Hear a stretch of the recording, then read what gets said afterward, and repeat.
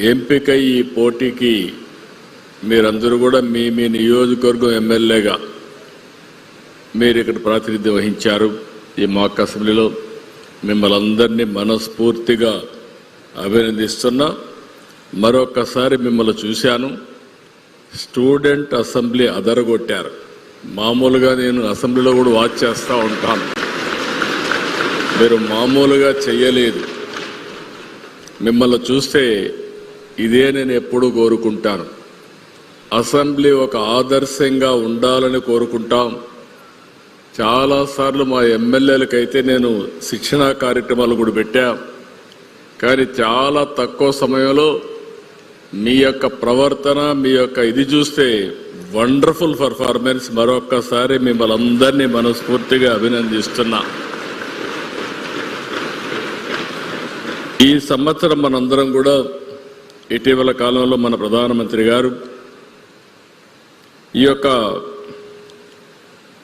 సంవిధాన్ దివస్ని జరుపుకోవాలని ఒక కార్యక్రమానికి పిలిపించాడు. జాతీయ రాజ్యాంగ దినోత్సవం.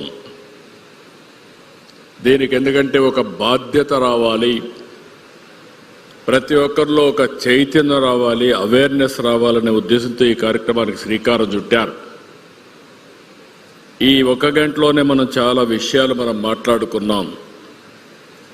ఈరోజు మీ మంత్రి గారు ఒక మంచి బుక్ ఒకటి తీసుకొచ్చారు, education department, constitution of India for children. ఒక్కసారి ఆ పుస్తకం తిరిగేసి మీరు చూస్తే 15వ పేజీకి వెళ్ళాలి మీరు. ఇది ఎప్పుడూ గుర్తుండాలి. 15వ పేజీ మీకు బుక్ వచ్చిందా? వచ్చుంటే రాలేదా? కొంతమందికి రాలేదు, ఆ పక్క ఈ పక్క వచ్చింది. ఈ పుస్తకంలో రాసింది మీరు చదివితే ఈ 15వ page, constitution of India. The people of India having solemnly resolved to constitute India into a sovereign democratic republic and to secure to all its citizens justice, social, economic and political, liberty of thought, expression, belief, faith and worship, equality of status and of opportunity, and to promote among them all fraternity, assuring the dignity of the individual and the unity of the nation. In our Constituent Assembly this 26th day of November 1949, do hereby adopt, enact and give to ourselves this constitution. ఈ రాజ్యాంగం రాసుకునేది మన కోసరం, మనం రాసుకున్న రాజ్యాంగం ఇది. ఇప్పుడే ఈ రాజ్యాంగాన్ని చెప్పినప్పుడు చాలా విషయాలు చెప్పారు. ఇది చూసినప్పుడు నేను 28 సంవత్సరాల్లో ఎమ్మెల్యే అయ్యాను. మొట్టమొదటిసారిగా నేను యూనివర్సిటీ చదువుకునేటప్పుడు, ఇప్పుడు మీ మారిగానే నేను కూడా ఆలోచించినప్పుడు నాకు ఒక ఆలోచన ఉండేది. ఇప్పుడు చాలామందిని మీ మంత్రి గారు చేయిలు పైకెత్తమన్నాడు. ఐఏఎస్ ఐపీఎస్ అవ్వాలని చాలామంది చేయిలు పైకెత్తారు. చాలా సంతోషం. ఆ రోజు నేను ఆలోచించి, నేను ఆ రోజు చాలా బ్రిలియంట్ స్టూడెంట్ కాదు, ఆ విషయం మీరు గుర్తుపెట్టుకోవాలి. అయితే నేను ఏ పని చేసినా పద్ధతి ప్రకారం చేయడం చిన్నప్పటి నుంచి నేర్చుకున్నాను. ఒక సోషల్ రెస్పాన్సిబిలిటీ కూడా. అందుకే నేను ఒకసారి ఆలోచించి, అప్పట్లో మా వైస్ ఛాన్సలర్ నన్ను పిలిచి, మీరు లెక్చరర్గా చేరతానంటే యూనివర్సిటీ లెక్చరర్గా చేరండి అని అడిగాడు. లెక్చరర్గా చేరితే అన్నింటికంటే ఈజీ జాబ్. మామూలు టీచర్ అన్న ఎక్కువ చదువు చెప్పాలి, కానీ యూనివర్సిటీలో ఎక్కువ రీసెర్చ్ ఉంటుంది. ఒక 2-3 గంటల క్లాసులు ఉంటాయి, మిగిలినప్పుడంతా రీసెర్చ్ ఉంటుంది. నేను పోటీ చేయను, నేను ఎమ్మెల్యే అవుతున్నాను ఆ రోజు చెప్పాను. ఆయన ఆశ్చర్యపోయి నేను ఊహించలేదు నీ సమాధానం అంటే, అవునండి రేపు ఎలక్షన్స్ వస్తున్న 78లో నేను పోటీ చేసి మళ్ళీ ఎమ్మెల్యేగా వచ్చి మీకు కనపడుస్తానని ఒక సెల్ఫ్ కాన్ఫిడెన్స్తో ఆ రోజు చెప్పాను.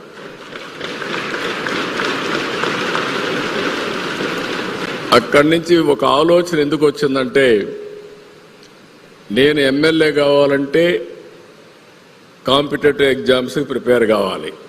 నేను ఎప్పుడూ స్టూడెంట్గా హ్యాపీగా తిరుగుతూ ఉండేవాడిని. సెకండ్ ర్యాంక్ నాది క్లాస్లో కూడా. అయితే నేను ఆలోచించింది, నేను కానీ రాజకీయాలకు వస్తే ఐఏఎస్ ఆఫీసర్ని కంట్రోల్ చేసే శక్తి నాకు వస్తుందని చెప్పి నేను ఆలోచించాను. That was my vision. అయితే విజన్ ఉంటే సరిపోదు, మీరు గుర్తుపెట్టుకోవాలి పిల్లలందరూ. దాన్ని ఎగ్జిక్యూట్ చేయాలనే ఆలోచన మీకు రావాలి.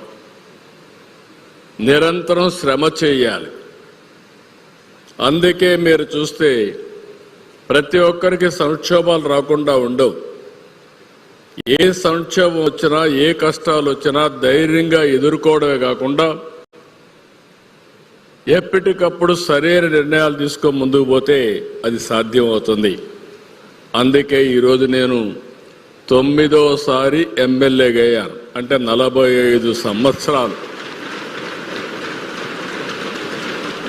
ఇక్కడుండే స్పీకర్ని మీరు చూస్తే ఆయన 7 సార్లు ఎమ్మెల్యేగా, ఒకసారి ఎంపీగా అయ్యాడు.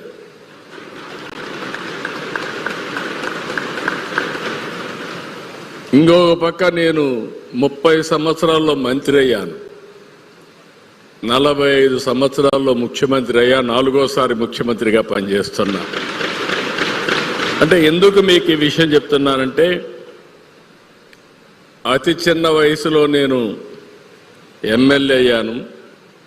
మీరు అతి చిన్న వయసులో, నాకంటే చిన్న వయసులో మాక్ అసెంబ్లీలో ఎమ్మెల్యే పాత్ర నాకంటే సమర్థవంతంగా నిర్వహించాను. నేను ఫస్ట్ టైం అన్నా అటు ఇటు అనుకున్నాను, కానీ ఇప్పుడు మిమ్మల్ని చూస్తే టోటలీ కాన్ఫిడెంట్.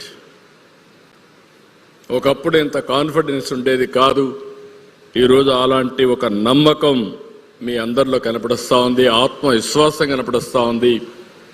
మా ఎమ్మెల్యేలు చాలామందిని చూశాను తడబడేవాళ్ళు. మీరు ఒక్కరు కూడా తడబడడం లేదు. నేను పైన కూర్చొని వాచ్ చేస్తా ఉన్నా, నేను అదే పనిగా అందరినీ చూశాను. Wonderful performance. మీ కాన్ఫిడెన్స్కి మరొక్కసారి అభినందిస్తున్నా. మామూలు కాన్ఫిడెన్స్ కాదు ఇది. అయితే మన భారతదేశానికి ఆత్మగా నిలిచిన రాజ్యాంగానికి 1949లో ఇదే రోజున నవంబర్ 29 రాజ్యాంగ సభ ఆమోదం తెలిపింది. 2 సంవత్సరాల 11 నెలలు 18 రోజుల పాటు మేధావులు, విద్యావంతులు, రాజ్యాంగ ప్రముఖులు, ప్రజానేతలు కలిసి సుదీర్ఘంగా చర్చించారు. కూలంకుషంగా చర్చించి నవంబర్ 20న మనం 26న రాజ్యాంగ దినోత్సవం సంవిధాన దివాస్ చేసుకోవాలని మన ప్రధానమంత్రి నిర్ణయించారు. ఈ ఏడాది సబ్జెక్టు కూడా అవర్ కాన్స్టిట్యూషన్ అవర్ ప్రైడ్ అనే పేరుతో ఈ సంవిధాన్ దివస్ జరుపుకుంటున్నాం.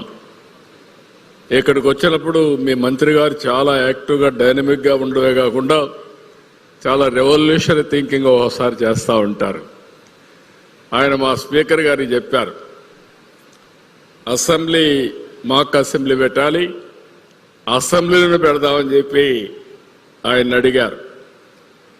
స్పీకర్ గారు డైలమాలో పడ్డారు. డైలమాలో పడి రూల్స్ పర్మిట్ చేయవు కదా, అడిగింది మంత్రి గారు అడిగారు.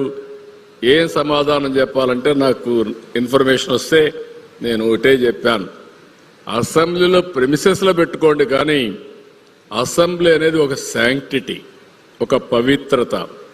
అక్కడ ఎమ్మెల్యేలుగా ఎంపికైతేనే ఆ రోల్ ప్లే చేయగలుగుతారు తప్ప ఇలాంటి మీటింగ్లు పెట్టకూడదని నేను చెప్పి అసెంబ్లీని మరిపించే విధంగా ఈరోజు సేమ్ సెటప్ వేసి మిమ్మల్ని అందరినీ ఎమ్మెల్యేలుగా ఇక్కడ చూస్తున్నారంటే చాలా గర్వపడుతున్నా. చాలా బాగా చేశారు. సెటప్ కూడా చాలా బాగా ఆర్గనైజ్ చేశారు. మేము ఏదో మీటింగ్ పెట్టి రూమ్లో పాస్ చేస్తే ఈ స్ఫూర్తి రాదు. ఇది ఒక స్ఫూర్తిని తీసుకురావడానికి, బాధ్యతను గుర్తుపెట్టుకోవడానికి మనం ఈ కార్యక్రమాన్ని నిర్వహిస్తున్న విషయం మీరు గుర్తుపెట్టుకోవాలి. మనం అందరం ఈ సందర్భంగా డాక్టర్ బిఆర్ అంబేద్కర్ గారి రాసినటువంటి రాజ్యాంగం అద్భుతంగా తీర్చిదిద్దారు. ఈరోజే నివాళులర్పించాం. నివాళులర్పించుకోవడమే కాకుండా భారతదేశ ప్రతిష్ట ఉన్నంత వరకు, ఈ రాజ్యాంగం అంటే భారతదేశం మనుగడ సాధించినంత వరకు అంబేద్కర్ గారు శాశ్వతంగా ప్రజల గుండెల్లో ఉంటారు. దీంట్లో అనుమానమే లేదని చెప్పి కూడా మరొకసారి మీ అందరికీ విజ్ఞప్తి చేస్తున్నా. అనేక ఒడుదుడుకులు వచ్చాయి, అనేక ఛాలెంజెస్ ఫేస్ చేశాం. ఎమర్జెన్సీ లాంటి ఛాలెంజెస్ని ఫేస్ చేశాం.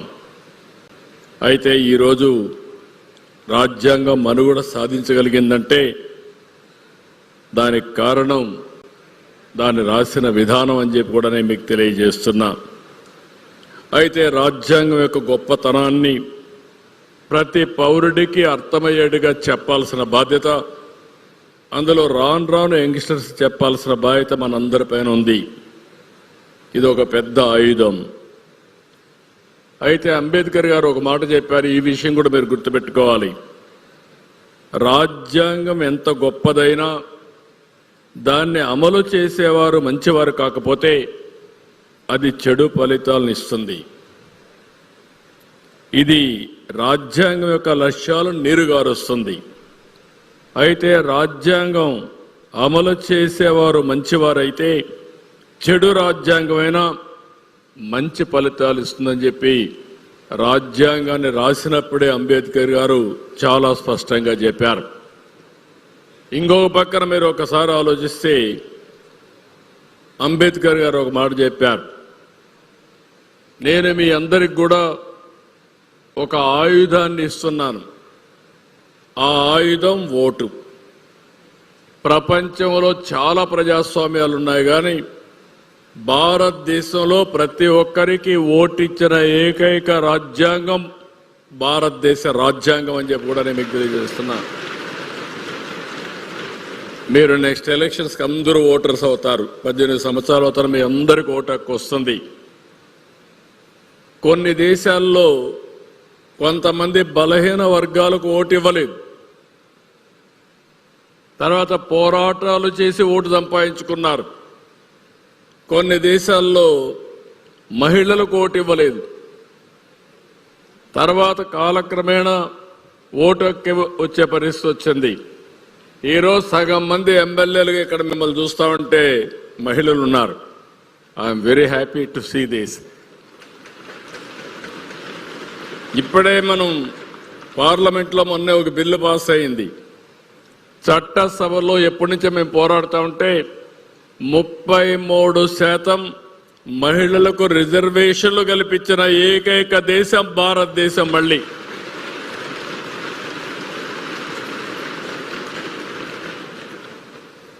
అమెరికా లాంటి దేశం మీరు గుర్తుపెట్టుకుంటే అక్కడ ప్రెసిడెంట్ ఎప్పుడూ మహిళ కాల. అలాంటిది భారతదేశంలో ప్రైమ్ మినిస్టర్లు అయ్యారు, మంత్రులు అయ్యారు, ప్రెసిడెంట్లు అయ్యారు. అది భారతదేశంలో ఉండే ప్రత్యేకత అని చెప్పి కూడా మరొక్కసారి మీ అందరికీ విజ్ఞప్తి చేస్తున్నా. ఒక మాటలో చెప్పాలంటే ఇది ఒక వజ్రాయుధం మనందరికీ. ఏదైతే ఓటు హక్కు ఉందో దీనివల్ల ప్రభుత్వాలను మార్చచ్చు, మన భవిష్యత్తుని మనం రూపకల్పన చేసుకునే అవకాశం వస్తుంది. The spirit of the constitution is to provide equality status and opportunity to every citizen అనే సిద్ధాంతంతో రాజ్యాంగాన్ని రాశారు. దాని బ్యూటీ మీరు చూస్తే ప్రధానమంత్రి గారు చాలాసార్లు చెప్పారు. ఒక ప్రధానమంత్రి ఛాయ్ వాలాగా ఉన్న వ్యక్తి భారతదేశ ప్రధానమంత్రి కావడమే కాకుండా భారతదేశం యొక్క దశ దిశ మార్చే పరిస్థితి వచ్చారంటే అది రాజ్యాంగం మనకిచ్చిన అవకాశం అని చెప్పి నేను మీకు తెలియజేస్తున్నా.